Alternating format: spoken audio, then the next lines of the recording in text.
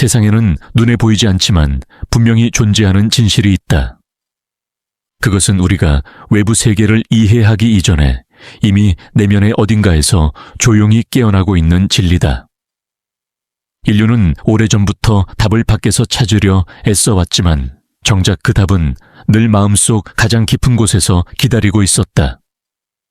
마치 어둠 속에서 빛을 품은 수정처럼 우리의 의식 안에는 아직 발견되지 않은 지혜가 숨어 있다. 그것은 누군가의 말이나 책 속의 문장이 아니라 자신 안에서 들려오는 미세한 속삭임의 형태로 존재한다. 많은 이들이 직관을 단순한 감정의 반응으로 여긴다. 그러나 진정한 직관은 시간과 공간을 초월한 이해의 통로다. 과거의 현자들은 그것을 내면의 눈이라 불렀다. 눈으로 보지 않아도 귀로 듣지 않아도 알 수 있는 것. 그것이 바로 인간이 가진 가장 오래된 능력이다. 고대의 철학자나 과학자, 그리고 예술가들은 그 깨달음을 알고 있었다. 그들은 외부의 세상에서 영감을 얻는 것이 아니라 내면 깊은 곳에서 솟구치는 어떤 확신과 이미지로부터 새로운 세계를 창조했다. 우리가 생각이라 부르는 것은 사실 단순한 사고의 조합이 아니다. 그것은 우주 전체가 한 사람의 의식을 통해 자신을 표현하는 방식이다. 인간의 마음은 닫힌 방이 아니라 거대한 집합의식 collective consciousness과 연결된 창이다. 우리가 떠올리는 한 장면, 느끼는 한 감정 혹은 이유 모를 예감조차도 그 거대한 의식의 바다로부터 흘러온 파문이다. 이렇게 생각하면 예지나 성암지 같은 개념은 더 이상 비현실적인 이야기가 아니다. 그것은 단지 우리가 연결되어 있음을 증명하는 자연스러운 현상이다. 어느 날 문득 떠오른 생각이 현실로 이어지는 이유는 그 생각이 처음부터 밖에서 오는 것이 아니라 이미 안에 있었기 때문이다. 외부 세계는 단지 그 내면의 사유가 형태를 얻은 그림일 뿐이다. 이 깨달음은 세상을 바라보는 우리의 방식을 근본적으로 바꾼다. 진정한 탐구는 밖으로의 도전이 아니라 안으로의 귀향이다. 세상이 우리를 혼란스럽게 할 때 우리는 본능적으로 해답을 찾기 위해 더 많은 지식을 쌓고 더 많은 조언을 구한다. 그러나 아이러니하게도 그 모든 길은 결국 자기 자신에게로 되돌아온다. 수많은 소리 속에서 조용히 자신에게 묻는 사람만이 진짜 답을 듣게 된다. 칼융은 말했다. 밖을 보는 자는 꿈꾸고 안을 보는 자는 깨어난다. 그의 말은 단순한 심리학적 통찰이 아니다. 그것은 존재의 본질에 대한 선언이다. 우리가 세상을 어떻게 경험하는가 하는 문제는 결국 우리가 자신을 얼마나 신뢰하느냐에 달려 있다. 내면의 침묵 속에서 들려오는 작은 감정의 떨림, 설명할 수 없는 끌림, 혹은 이유 없는 확신. 그것들이 바로 우리의 우주적 언어다. 예를 들어 어떤 사람이 낯선 길을 걷다 문득 발걸음을 멈춘다고 하자 아무 이유도 없이 단지 멈춰야 할 것 같은 느낌 때문에. 그러나 바로 그 순간 머리 위로 무거운 물건이 떨어지는 것을 피하게 된다. 대부분은 이것을 단순한 우연이라고 말한다. 하지만 어쩌면 그것은 우연이 아니라 무의식이 의식보다 먼저 정보를 감지한 결과일지도 모른다. 우리는 종종 이런 방식으로 미래의 조용한 속삭임을 듣는다. 그렇다면 질문이 생긴다. 어떻게 하면 우리는 그 목소리를 더 명확하게 들을 수 있을까? 그 답은 고요함이다. 세상은 끊임없이 우리를 소음 속에 묻어버린다. 그러나 진짜 통찰은 침묵 속에서만 피어난다. 명상이나 글쓰기 혹은 단순히 혼자 걷는 시간 속에서 우리는 내면의 목소리를 다시 듣기 시작한다. 마음속의 거울이 맑아질수록 세상 또한 더 투명해진다. 외부 세계는 결국 우리의 내면을 비추는 반사면이기 때문이다. 우리가 두려움을 품으면 세상은 적대적으로 보이고 우리가 사랑을 품으면 모든 존재가 우리를 향해 미소 짓는다. 이 우주는 하나의 거대한 대화다. 별빛은 말없이 우리에게 오래된 진리를 속삭이고 우리의 감정은 그 대답을 다시 우주로 흘려보낸다. 이런 교류 속에서 시간은 직선이 아니라 원처럼 흐른다. 어제의 감정이 내일의 사건을 부르고 내일의 사건이 오늘의 선택을 바꾼다. 그래서 때로 우리는 이 장면 어디서 본 것 같아 라고 말한다. 그것은 단순한 대자비가 아니다. 내면의 인식이 이미 그 장면을 경험했기 때문이다. 정신과 물질은 따로 존재하지 않는다. 마음이 변하면 세상이 변한다. 그리고 세상이 변할 때 마음은 다시 그 진동을 반사한다. 마치 호수의 물결이 하늘의 구름을 비추는 것처럼. 우리의 삶은 결국 내면의 풍경이 외부 현실이라는 캔버스 위에 그려진 그림이다. 이 관점을 받아들이면 우리는 더 이상 예측하려 하지 않는다. 대신 이해하게 된다. 미래는 맞히는 것이 아니라 느끼는 것이다. 우리의 감정과 생각은 이미 그 미래를 향해 움직이고 있다.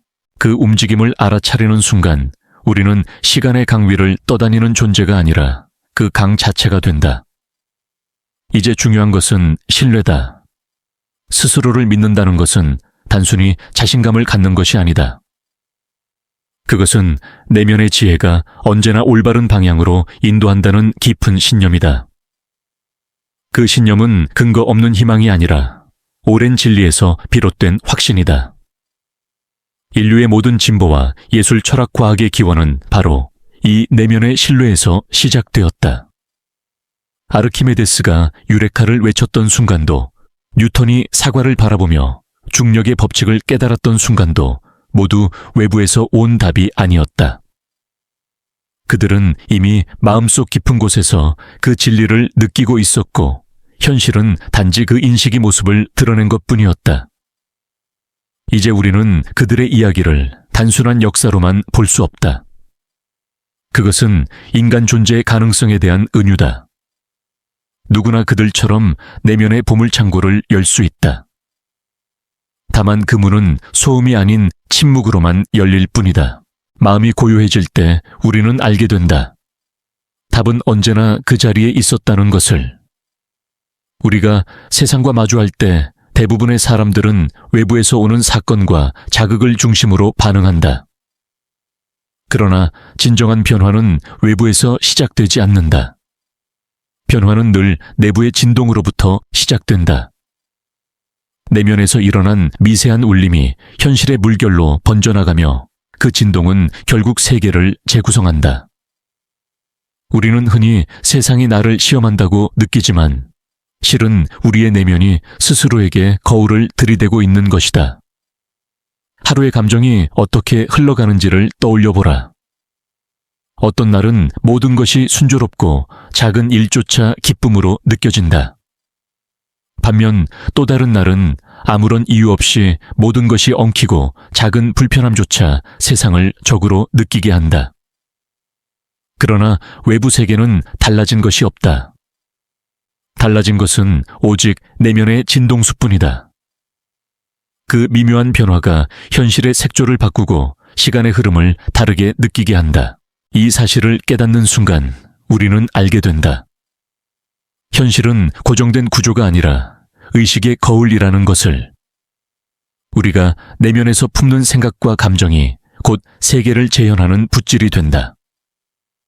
기쁨으로 그리면 세상은 따뜻한 색조로 번지고 두려움으로 그리면 그림자는 길게 들이온다. 이런 의미에서 세상은 언제나 우리 자신을 비추는 살아있는 캔버스다. 이해가 깊어질수록 인간은 더 이상 외부의 혼돈에 휘둘리지 않는다. 오히려 혼돈을 하나의 신호로 읽는다. 그것은 조정의 시간이다. 내면의 방향이 어긋날 때 세상은 불협화음을 내며 우리를 멈춰 세운다. 우리는 흔히 그것을 문제라 부르지만 실제로는 조율의 초대장이다. 감정이 폭풍처럼 밀려올 때 그것은 우리 내면이 진동수를 다시 맞추려는 자연스러운 과정이다.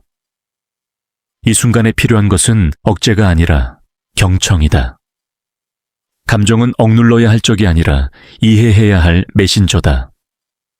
분노는 억울함의 그림자이고 슬픔은 사랑의 잔향이다. 그 근원을 바라볼 수 있을 때 우리는 단순한 감정의 노예에서 깨어난다. 그렇게 자신을 이해하기 시작하면 세계의 구조 또한 달라지기 시작한다. 내면의 대화를 들을 수 있는 사람은 세상의 언어 또한 새롭게 듣는다. 바람의 소리, 빗방울의 리듬, 낯선 사람의 눈빛 속에서도 어떤 메시지를 읽어낸다. 이 모든 것은 우연처럼 보이지만 사실은 무의식의 대화다. 세계는 우리에게 끊임없이 말을 건네고 우리는 그것을 현실이라 부른다. 이 대화 속에서 중요한 것은 직관의 신뢰다. 직관은 설명되지 않지만 결코 틀리지 않는다. 과학조차 이 신비한 감각을 완전히 부정하지 못했다. 뇌과학자들은 인간의 무의식이 의식보다 훨씬 빠르게 정보를 처리한다는 사실을 밝혀냈다. 우리는 논리로 판단하기 전에 이미 느끼고 있다. 즉, 내면의 세계는 항상 현실보다 한 발 앞서 있다. 이것이 바로 예지의 순간이 발생하는 이유다. 우리는 때때로 아직 일어나지 않은 일에 대해 강렬한 느낌을 받는다. 그것이 불안일 수도 있고 설명할 수 없는 설렘일 수도 있다. 그러나 그 감정은 결코 공허하지 않다. 그것은 시간의 경계를 넘어온 파동이다. 마치 먼 별의 빛이 오랜 세월을 건너 지금 우리의 눈에 닿듯 내면의 감정 또한 아직 펼쳐지지 않은 사건의 빛을 전해준다. 이 사실을 받아들일 때 인간의 삶은 더 이상 우연의 연속이 아니다. 그것은 하나의 정교한 음악처럼 보이지 않는 악보 위에서 연주되고 있다. 우리는 단지 그 선율을 듣고 박자를 맞추며 살아간다. 명상가들은 이를 우주의 리듬과의 동조라고 부른다. 세상과 하나의 박동으로 호흡할 때 모든 일은 자연스럽게 맞물린다. 불안은 사라지고 삶은 흐름이 된다. 하지만 이 상태에 이르기 위해서는 용기가 필요하다. 자신을 완전히 드러내야 하기 때문이다. 내면을 들여다보면 빛만 있는 것이 아니다. 억눌린 감정, 숨겨진 욕망, 잊고 싶던 상처가 드러난다. 많은 이들이 이 지점을 두려워한다. 그러나 바로 그 어둠이 빛의 근원이다. 감정을 억누르면 그것은 그림자로 남지만 있는 그대로 인정하면 그것은 이해로 변한다. 이때 진정한 변화가 일어난다.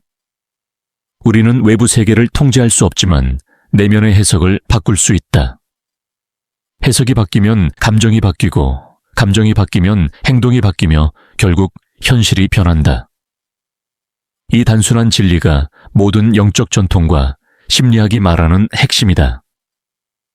예를 들어 동일한 사건이라도 어떤 이는 절망으로 받아들이고 어떤 이는 새로운 시작의 신호로 받아들인다. 차이는 사건이 아니라 의식의 초점이다. 초점을 바꾸는 순간 현실의 구조가 재편된다. 그래서 현명한 이들은 외부를 바꾸려 하지 않는다. 그들은 자신의 시선을 바꾼다. 그것이 진정한 창조의 시작이다. 결국 인간은 창조적 존재다. 우리는 단순히 세계를 관찰하는 존재가 아니라 세계를 함께 만들어가는 공동 창조자다. 우리의 생각과 감정 선택과 집중이 곧 현실의 파동을 형성한다. 그리고 그 파동은 우주의 심장박동과 맞물려 하나의 큰 흐름을 이룬다. 이 깨달음이 우리에게 주는 자유는 절대적이다.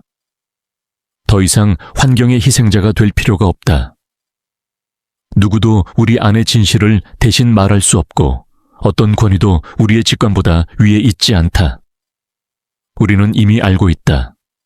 다만 기억해내야 할 뿐이다. 고요히 눈을 감고 마음의 중심으로 내려가 보라. 그곳엔 이미 모든 답이 있다. 그 답은 말하지 않지만 느껴진다. 그 감각이 바로 진리다. 인간의 내면에는 누구도 완전히 탐험하지 못한 광대한 세계가 존재한다. 그것은 의식이 닿지 않는 심연이며 그곳에서 모든 생각과 감정의 씨앗이 태어난다.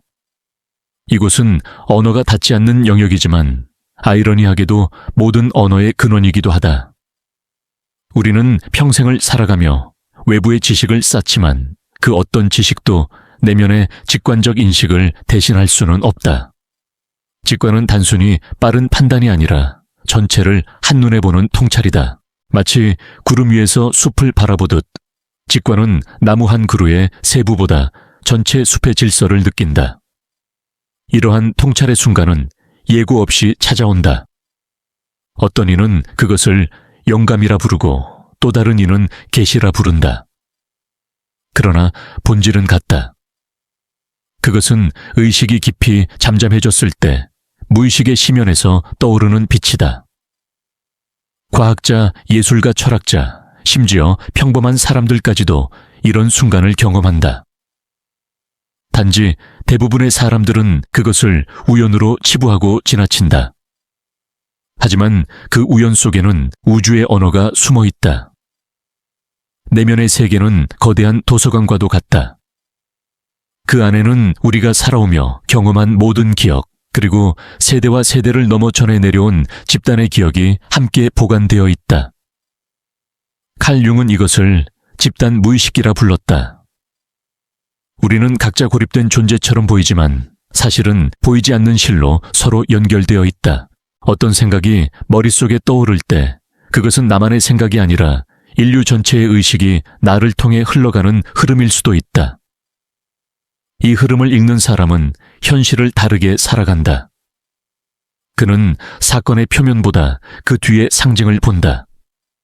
누군가의 한마디 갑작스러운 만남 혹은 꿈속의 이미지 속에서 의미를 발견한다. 그것은 점술이나 신비주의가 아니다. 그것은 인식의 확장이다. 우리가 세상을 상징으로 읽기 시작할 때 세계는 더 이상 무질서한 공간이 아니라 정교하게 짜인 직물처럼 느껴진다. 이 직물의 실 한 올 한 올은 우리의 감정과 연결되어 있다. 감정은 단지 개인의 내면적 반응이 아니라 우주의 진동을 감지하는 안테나다. 사랑, 슬픔, 분노, 기쁨, 이 모든 감정은 에너지의 언어이며 그 에너지는 현실의 구조를 형성한다. 우리가 내면에서 무엇을 느끼느냐가 바로 우리가 무엇을 끌어당기는지를 결정한다. 많은 영적 전통에서 마음이 곧 세계다라는 말을 반복하는 이유가 여기에 있다. 생각이 현실을 만든다는 말은 단순한 긍정의 주문이 아니라 의식의 본질에 대한 과학적 통찰이다. 뇌의 신경회로는 반복되는 생각에 따라 재구성되고 그 회로는 다시 감정의 패턴을 바꾼다. 감정의 패턴은 우리가 인식하는 세계의 형태를 바꾸고 그 결과 새로운 경험을 만든다. 결국 생각은 현실의 씨앗이고 감정은 그 씨앗에 생명을 불어넣는 숨결이다. 이 과정을 이해하면 인생은 더 이상 무작위의 사건이 아니다. 그것은 내면에서 외면으로 향하는 창조의 흐름이다. 우리가 깊이 사랑할 때 세상이 따뜻해지고 두려움에 사로잡힐 때 세상이 닫히는 이유가 바로 여기에 있다. 외부 세계는 결코 우리에게 적대적이지 않다. 그것은 단지 우리 내면의 상태를 정직하게 비춰주는 거울이다. 이 거울을 마주할 용기가 있을 때 삶은 완전히 달라진다. 왜냐하면 그 순간 우리는 더 이상 피해자가 아니기 때문이다. 세상에 휘둘리는 대신 우리는 세상을 해석하는 자가 된다. 모든 상황은 나를 시험하기 위한 것이 아니라 나를 이해시키기 위한 장치로 변한다. 그 인식의 전환은 가장 강력한 자유를 가져온다. 하지만 이 자유는 훈련 없이는 얻어지지 않는다. 내면을 관찰하는 능력은 한순간의 깨달음이 아니라 꾸준한 연습이다. 명상은 그 대표적인 길 중 하나다. 명상이란 단순히 눈을 감고 생각을 멈추는 행위가 아니라 생각의 근원을 바라보는 훈련이다. 생각이 일어날 때 우리는 그것을 따라가지 않고 조용히 바라본다. 그러면 어느 순간 생각이 멈추고 순수한 의식만이 남는다. 그때 우리는 알게 된다. 내가 생각이 아니라 생각을 바라보는 존재라는 것을. 이 깨달음은 작은 변화 같지만 존재의 중심을 바꾼다. 우리는 더 이상 세상의 중심에서 고립된 개체가 아니라 의식의 흐름 위를 항해하는 존재임을 인식한다. 모든 경험은 나를 향한 메시지이고 모든 만남은 나의 일부를 비추는 거울이다. 삶은 분리된 사건들의 연속이 아니라 하나의 거대한 대화다. 이 대화를 들을 줄 아는 사람은 삶을 통제하려 하지 않는다. 그는 흐름에 몸을 맡기되 무의식적으로 휩쓸리지 않는다. 그는 방향을 알고 있다. 그 방향은 나침반처럼 외부의 북쪽을 가리키는 것이 아니라 자신의 중심을 향한다. 그 중심을 잃지 않을 때 외부의 폭풍조차도 그를 흔들 수 없다. 이것이 진정한 평화다. 평화는 세상이 조용할 때 오는 것이 아니라 세상이 요동쳐도 흔들리지 않는 내면의 고요함이다. 그 고요함 속에서 우리는 알게 된다. 인생의 모든 경험이 결국 나를 나 자신에게 데려가기 위한 여정이었음을. 우리가 흔히 삶의 의미를 찾는다고 말할 때 사실은 자신과의 대화를 다시 배우려는 것이다. 그러나 대부분의 사람들은 그 대화의 방향을 착각한다. 그들은 세상과의 대화를 늘 외부로 향한다. 타인의 시선, 사회의 기준, 미래의 불안 속에서 자신을 정의하려 한다. 하지만 진정한 대화는 밖이 아니라 안에서 시작된다. 내면의 목소리에 귀를 기울이는 순간 우리는 더 이상 세상의 평가에 흔들리지 않는다. 왜냐하면 진짜 나의 기준은 외부가 아니라 존재의 중심에 있기 때문이다. 그 중심은 눈에 보이지 않지만 모든 방향을 결정짓는다. 우리가 어떤 감정을 선택하느냐, 어떤 생각을 반복하느냐, 어떤 시선을 가지느냐에 따라 인생의 궤도가 바뀐다. 그리고 그 변화는 조용히 그러나 필연적으로 현실의 형태를 바꾼다. 삶의 사건들은 마치 거대한 수면 위의 파도처럼 보이지만 그 근원은 늘 보이지 않는 의식의 바닥에 있다. 의식의 바닥에 닿는 일은 쉽지 않다. 그것은 어둠 속으로 내려가는 일과 같다. 우리는 그곳에서 자신의 그림자를 마주하게 된다. 인정받고 싶은 욕망 통제하려는 집착 잊고 싶은 상처들이 그 깊은 곳에서 우리를 기다린다. 그러나 이 그림자와 마주하는 순간이야말로 진정한 변화의 문턱이다. 융은 이를 그림자의 통합이라 불렀다. 자신이 외면했던 부분까지 포용할 때 우리는 비로소 온전한 존재가 된다. 자신을 사랑한다는 것은 완벽한 모습을 사랑하는 것이 아니다. 그 반대다. 결점불안 모순 두려움까지도 함께 껴안는 일이다. 그 수용이 일어나는 순간 내면의 갈등은 사라진다. 더 이상 좋은 나와 나쁜 나가 싸우지 않는다. 그 모든 것이 하나의 전체로 녹아든다. 그때 우리는 알게 된다. 빛은 어둠을 없애는 것이 아니라 어둠 속에서만 드러난다는 것을. 이 깨달음은 현실을 바라보는 방식을 바꾼다. 우리는 세상에서 문제를 제거하려 애쓰지만 진짜 변화는 문제를 바라보는 인식이 바뀔 때 일어난다. 예를 들어 고통은 피해야 할 대상이 아니라 성장의 신호일 수 있다. 상처는 불행의 증거가 아니라 이해의 깊이를 넓히는 통로일 수 있다. 이런 인식의 전환은 내면을 확장시키고 그 확장은 곧 현실의 변화를 불러온다. 고대 철학자들은 인간의 의식을 미시적인 우주라 불렀다. 그 말은 단순한 비유가 아니다. 실제로 우리의 마음은 우주의 구조를 그대로 닮았다. 무수한 별들이 서로 중력으로 연결되어 하나의 은하를 이루듯 때 우리의 생각과 감정도 서로 영향을 주며 하나의 의식의 은하를 구성한다.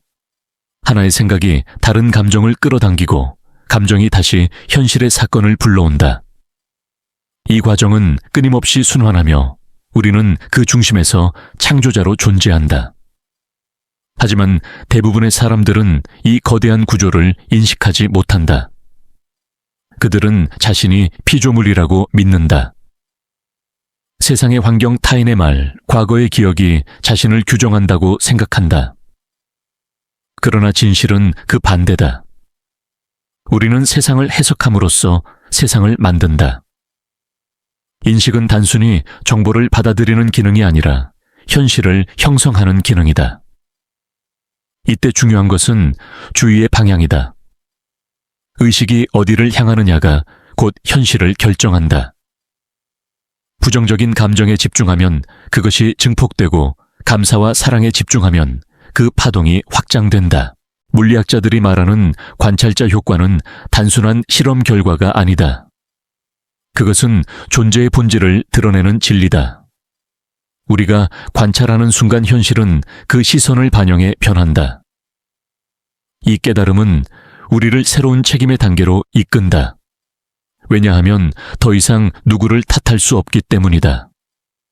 내 삶의 모든 장면이 나의 의식에서 비롯되었다면 그 어떤 상황도 우연이 아니다. 불행은 벌이 아니라 깨달음의 요청이다.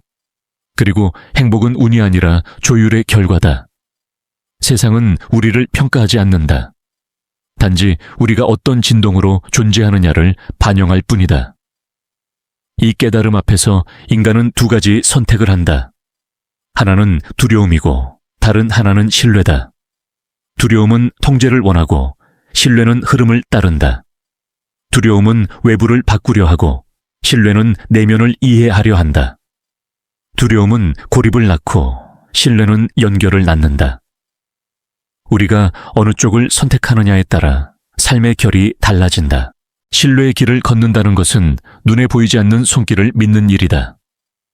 모든 일이 완벽한 타이밍에 일어나고 있음을 믿는 일. 자신이 지금 서 있는 자리가 바로 배움의 장소임을 인정하는 일이다. 그러면 삶은 전쟁터가 아니라 하나의 교향곡처럼 느껴진다.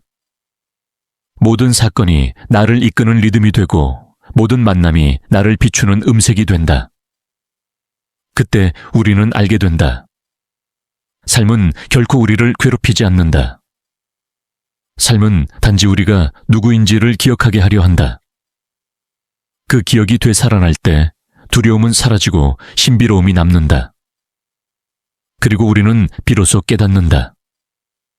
모든 것은 이미 완벽했다. 삶이 완벽하다는 사실을 깨닫는 순간 우리는 모든 저항을 내려놓게 된다. 완벽하다는 말은 더 이상 바꿀 필요가 없다는 뜻이 아니다. 오히려 그것은 모든 것이 그 자체로 의미를 가진다는 이해에 가깝다. 기쁨도 슬픔도 실수도 상실도 그 모든 것은 하나의 큰 조화를 이루는 선율의 일부다. 인생의 불협화음은 단지 우리가 전체의 리듬을 아직 이해하지 못했기 때문에 그렇게 들리는 것이다. 그러나 관점을 넓히면 모든 소리는 결국 하나의 음악으로 이어진다. 이 깨달음은 우리에게 전혀 새로운 자유를 준다. 더 이상 무엇을 억지로 만들거나 증명하거나 붙잡으려 하지 않는다. 존재 그 자체로 충분하다는 사실이 내면 깊이 스며든다. 그리고 그 순간부터 세상은 더 이상 적이 아닌 친구가 된다. 세상은 나에게 맞서 싸우는 무대가 아니라 나의 내면을 보여주는 거울이 된다. 그 거울은 때로는 잔인할 만큼 솔직하지만 그 정직함 속에 가장 큰 사랑이 숨어 있다. 우리가 외부의 상황을 판단할 때 그것은 사실 내면의 상태를 드러내는 척도다. 누군가를 비난하고 싶을 때 그 마음 속에는 억눌린 분노가 있고 누군가를 부러워할 때 그 안에는 자신이 아직 펼치지 못한 가능성이 있다. 세상은 끊임없이 우리에게 너는 지금 어떤 파동으로 존재하니? 라고 묻고 있다. 그리고 우리가 내면의 진동을 바꾸는 순간 세상은 즉시 그에 반응한다. 이것이 바로 내적 창조의 법칙이다.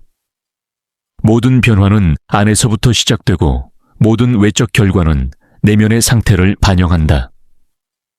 이 단순한 진리를 진심으로 받아들일 때 우리는 삶의 창조자가 된다. 더 이상 환경이나 타인의 행동을 통제하려 하지 않는다. 대신 자신의 감정과 생각을 정화함으로써 세상과의 관계를 재정의한다. 그리고 놀랍게도 그 변화는 현실에서 즉시 나타난다. 이 시점에서 중요한 것은 의식적 선택이다. 하루의 시작에서 우리는 수많은 생각과 감정 중 어느 하나를 선택한다. 오늘은 불안하다라고 생각하는 순간 우리는 불안의 파동을 키운다. 하지만 오늘은 감사하다라고 선언하는 순간 감사의 에너지가 현실의 구조를 다시 짠다. 뇌의 시냅스가 그 생각을 중심으로 연결되고 우리의 시선은 세상 속에서 더 많은 감사할 이유를 찾게 된다. 그렇게 현실은 점점 우리의 내면을 닮아간다. 내면의 힘을 신뢰하는 사람은 외부의 혼돈 속에서도 중심을 잃지 않는다. 그는 폭풍 속에서도 눈을 감고 자신의 호흡에 귀 기울인다. 숨을 들이마실 때, 우주가 들어오고 내쉴 때 세상이 정화된다. 그 단순한 행위 속에서 그는 이해한다. 세상은 늘 이 호흡처럼 완벽한 균형 위에 서 있다는 것을. 이 고요한 깨달음의 상태에서는 과거와 미래의 경계가 흐려진다. 우리는 시간이라는 선 위를 걷는 존재가 아니라 순간마다 태어나는 지금이라는 영혼의 중심에 서 있다.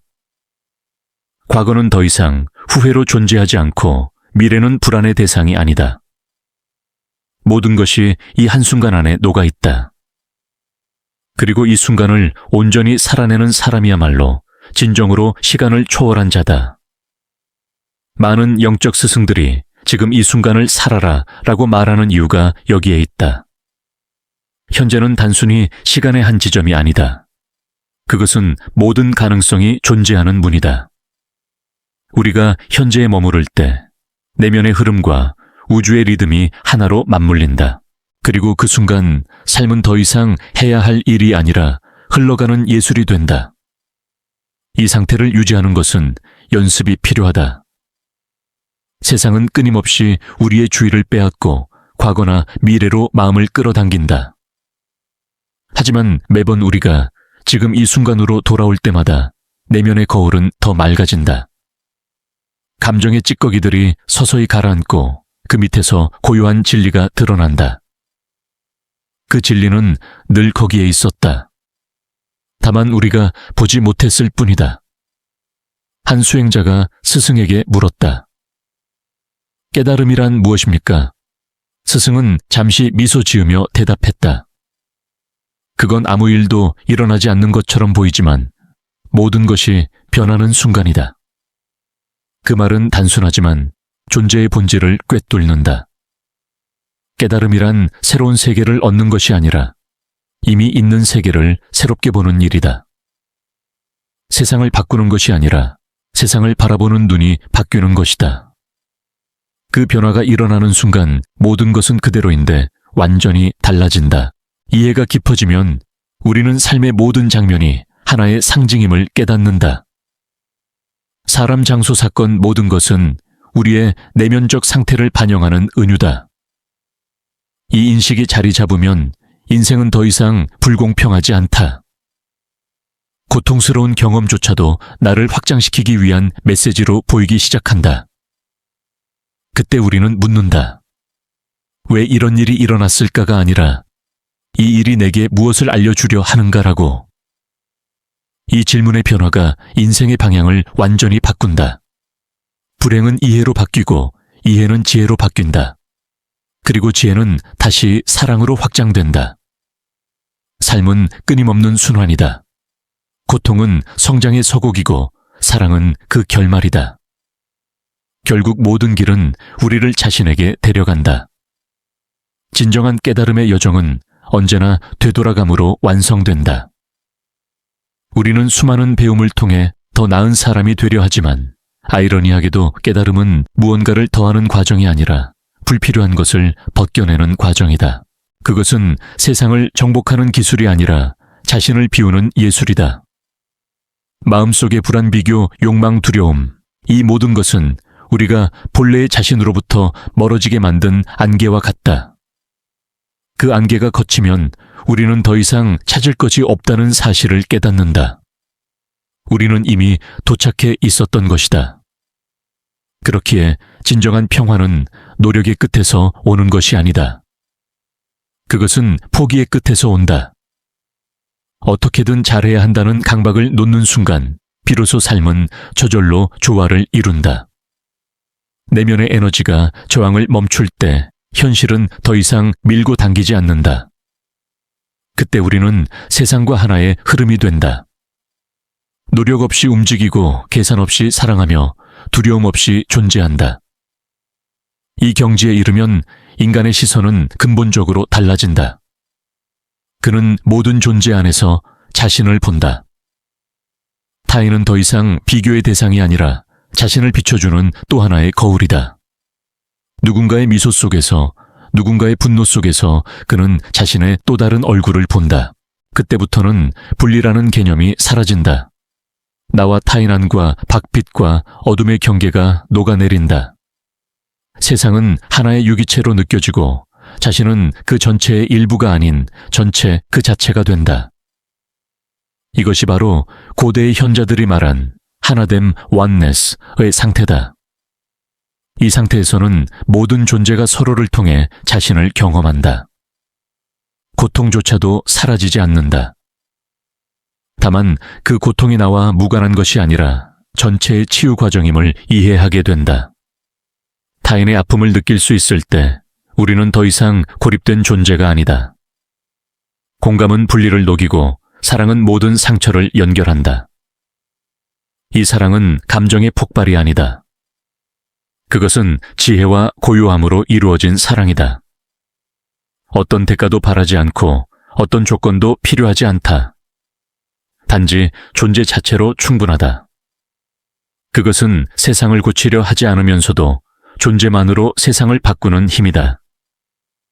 이런 사랑을 품은 사람의 눈빛은 부드럽고 그 말 한마디는 듣는 이의 마음을 녹인다. 왜냐하면 그 말은 두려움에서 나온 것이 아니라 이해에서 나왔기 때문이다. 이 시점에서 예지와 직관은 더 이상 특별한 능력이 아니다. 그것은 자연스러운 존재의 속성으로 자리 잡는다.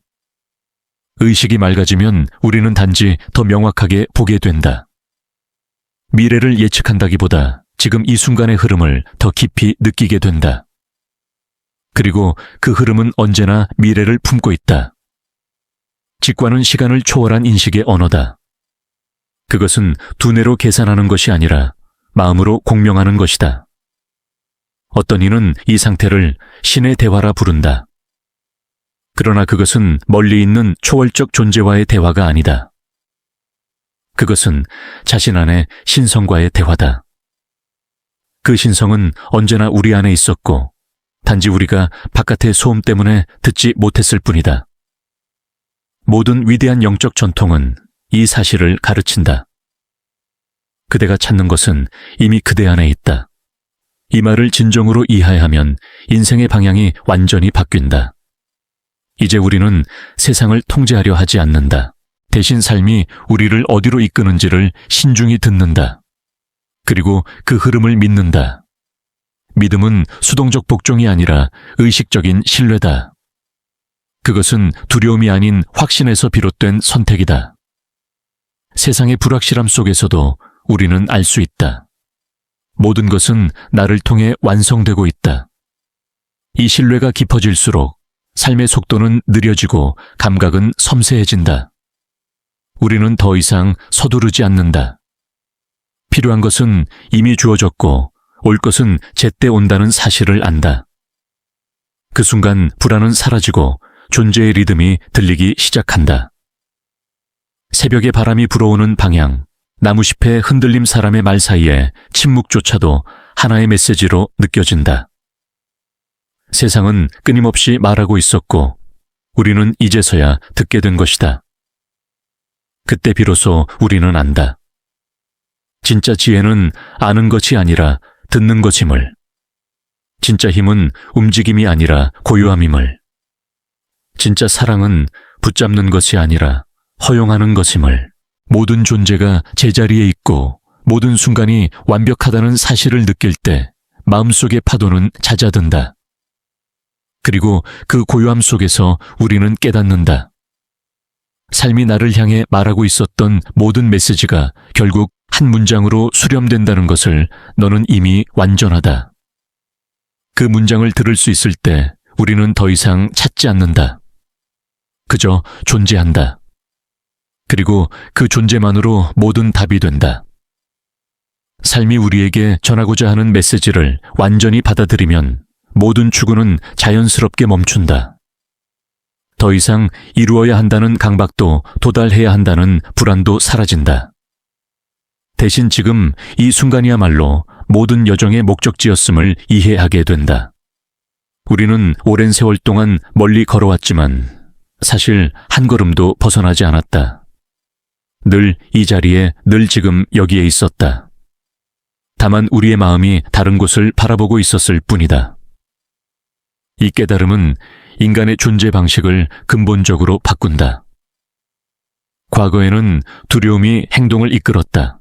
더 많은 성취를 통해 불안에서 벗어나려 했고 인정받음으로써 자신을 증명하려 했다. 그러나 이제는 안다. 그 모든 욕망의 밑바닥에는 단 하나의 갈망, 존재의 안전함을 느끼고 싶다는 소망이 있었다는 것을.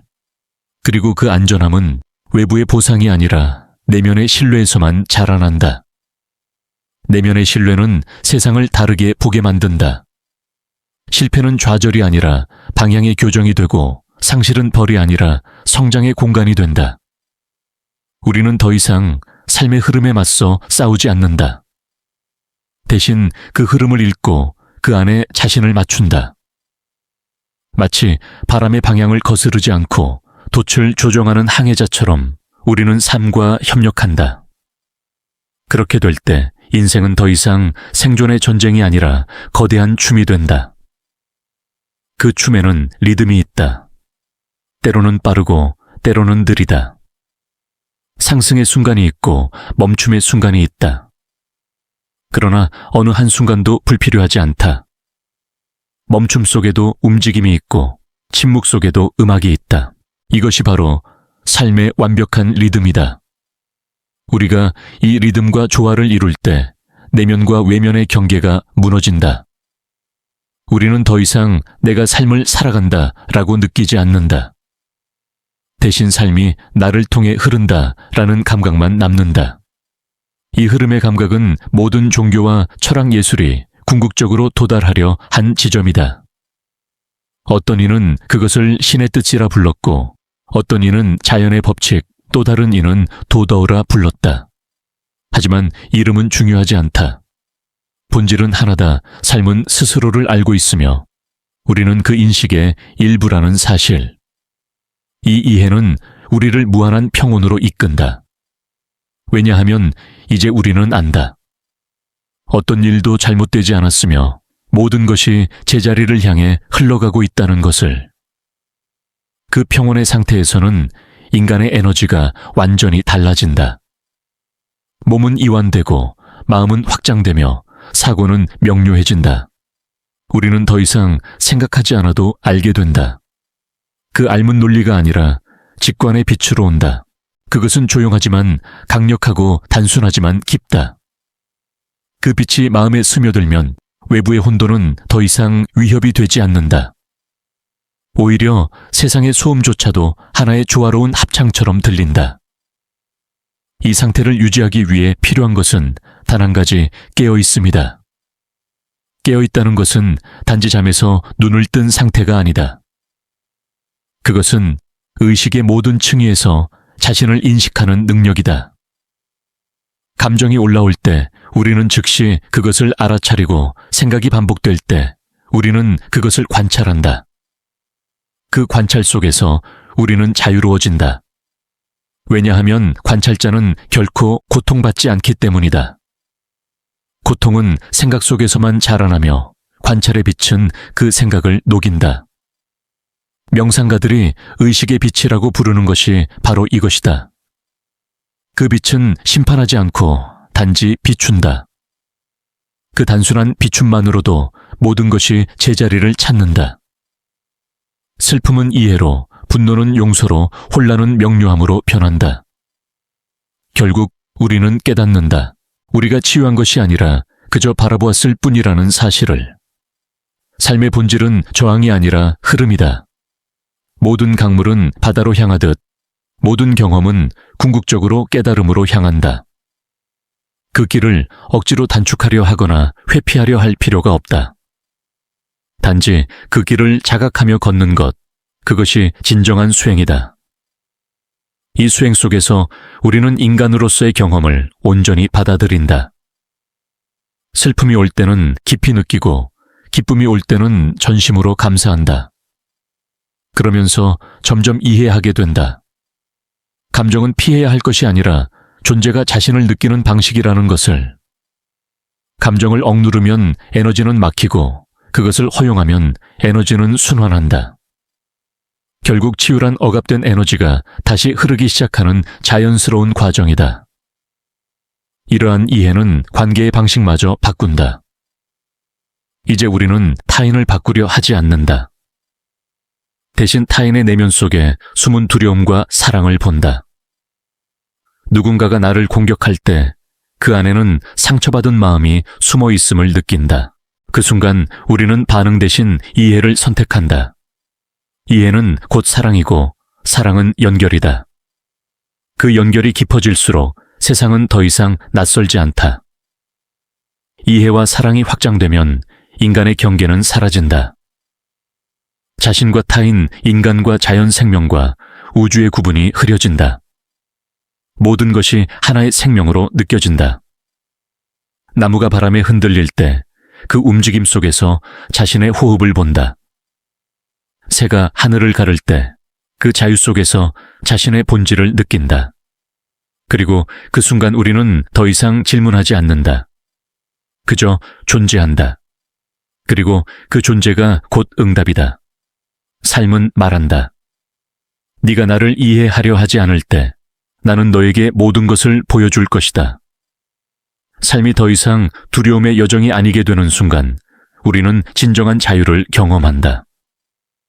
이 자유는 외부의 조건이나 상황에 의존하지 않는다. 그것은 존재의 본질로부터 흘러나오는 고요한 힘이다. 세상이 요동쳐도 그 중심은 흔들리지 않는다. 폭풍이 불어도 바다의 밑바닥은 평온하듯 내면이 깨어난 사람의 마음은 언제나 잔잔하다. 그가 세상을 통제하지 못해도 괜찮은 이유는 이미 자신이 세상과 하나라는 것을 알고 있기 때문이다. 이 경지에 도달하면 우리는 더 이상 인생을 문제로 바라보지 않는다. 인생은 풀어야 할 수수께끼가 아니라 경험해야 할 시다. 슬픔이 찾아오면 그 안에서 아름다움을 보고 혼란이 찾아오면 그 속에서 리듬을 느낀다. 모든 감정은 음악의 음표처럼 조화를 이루며 존재 전체가 하나의 교향곡이 된다. 우리는 더 이상 삶을 이해하려 애쓰지 않는다. 대신 그 흐름을 느끼고 그 흐름 속에서 춤춘다. 이런 존재의 깊은 인식은 인간의 관계를 완전히 새롭게 바꾼다. 사랑은 소유가 아닌 이해가 되고 관계는 기대가 아닌 거울이 된다. 우리는 타인을 통해 자신을 본다. 누군가가 우리를 사랑할 때 우리는 자신 안의 사랑을 발견한다. 누군가가 우리를 미워할 때 우리는 아직 치유되지 않은 내면의 상처를 본다. 결국 모든 만남은 자기 자신과의 만남이다. 이 깨달음이 일어나면 분노는 사라지고 연민이 남는다. 연민은 약함이 아니라 모든 것을 있는 그대로 받아들일 수 있는 강함이다. 이 시점에서 깨달음은 더 이상 추상적인 개념이 아니다. 그것은 삶의 방식이 된다. 하루를 시작할 때 우리는 감사로 숨을 들이쉬고 하루를 마칠 때 내려놓음으로 숨을 내쉰다. 우리는 더 이상 무엇을 얻을까보다 무엇을 나눌까를 생각한다. 그 나눔은 물질이 아니라 에너지의 형태로 이루어진다. 한 사람의 마음이 평화로워지면 그 파동은 주변으로 확산되어 세상을 바꾼다. 이것이 진정한 혁명이다. 내면에서 시작되는 조용한 변화. 이 고요한 혁명을 지속시키는 힘은 의식적인 존재로 사는 태도다. 무엇을 하든 깨어서 행하고 무엇을 말하든 의도적으로 말하며 무엇을 느끼든 판단하지 않고 그저 느끼는 것. 이 단순한 행위가 삶의 모든 층위를 바꾼다. 평범한 하루가 수행이 되고 한숨조차 명상이 된다. 그렇게 우리는 점점 삶과의 거리를 좁혀간다. 세상이 더 이상 외부의 장면이 아니라 나 자신이 경험하고 있는 하나의 확장된 나로 느껴진다. 이 깨달음 속에서 인간은 처음으로 존재의 기쁨을 알게 된다. 아무 이유 없이 행복할 수 있다는 사실, 아무 결과 없이도 완전할 수 있다는 사실. 이 기쁨은 어떤 사건에도 의존하지 않는다. 그것은 단순히 존재하고 있다는 그 자체에서 솟구친다. 아이가 이유 없이 웃는 것처럼, 새가 이유 없이 노래하는 것처럼 우리는 다시 본래의 순수로 돌아간다. 그러나 이 순수함은 결코 세속을 부정하는 것이 아니다. 오히려 삶의 모든 영역을 더 깊이 사랑하게 만든다. 일상은 더 이상 지루한 반복이 아니라 신성한 의식이 된다. 식탁 위에 빵 한 조각, 낯선 사람의 인사바람에 흔들리는 나무잎, 그 모든 것이 존재의 경이로움을 속삭인다. 우리는 그 속에서 신의 흔적을 본다. 아니, 신이 따로 있는 것이 아니라 그 모든 순간이 곧 신의 몸짓임을 이해한다. 이해가 완성되면 인간의 내면에는 말로 설명할 수 없는 감사가 피어난다. 그 감사는 특정한 이유에서 비롯된 것이 아니다. 단지 살아있음 자체에 대한 감사다. 그 감사는 세상을 더 깊이 껴안게 하고 타인을 더 부드럽게 대하게 하며 자신에게조차 더 따뜻해지게 한다. 그때부터 우리는 삶을 설교하지 않는다. 그저 존재함으로써 가르친다. 우리의 눈빛 침묵걸음 하나하나가 말이 된다. 이 상태는 완벽한 사람이 되는 것이 아니라 완전히 인간이 되는 것이다. 감정이 사라지는 것이 아니라 감정과 하나가 되는 것이다. 두려움이 사라지는 것이 아니라 두려움을 껴안는 것이다. 그 모든 것이 사랑의 일부로 녹아들 때 우리는 깨닫는다. 완벽함이란 결점의 부재가 아니라 결점 속에서도 흐르는 조화의 인식임을. 그리고 마침내 인간은 자신이 무엇인지 알게 된다. 나는 몸이 아니며 감정이 아니며 생각도 아니다. 나는 그것들을 바라보는 의식이다. 그 의식은 시간도 공간도 형태도 없다. 그저 존재할 뿐이다. 그 의식의 눈으로 세상을 바라볼 때 우리는 모든 존재 속에서 자신을 본다. 돌멩이에도 바람에도 별빛에도 모든 것이 나이고 나는 모든 것이다. 이 단순한 진리가 가장 위대한 깨달음이다. 그 순간 침묵이 찾아온다. 그 침묵은 공허가 아니라 충만이다. 그 안에는 말보다 큰 언어가 있고 시간보다 긴 순간이 있다. 삶은 여전히 흐르고 계절은 변하지만 그 모든 변화의 중심에는 변하지 않는 나가 있다. 그 나는 지금도 조용히 말하고 있다. 나는 늘 여기에 있었다. 그리고 그 사실을 완전히 느낄 수 있을 때 우리는 마침내 도착한다. 아무 데도 가지 않았지만 완전히 새로워진 자리. 그곳이 바로 깨달음의 고향이다.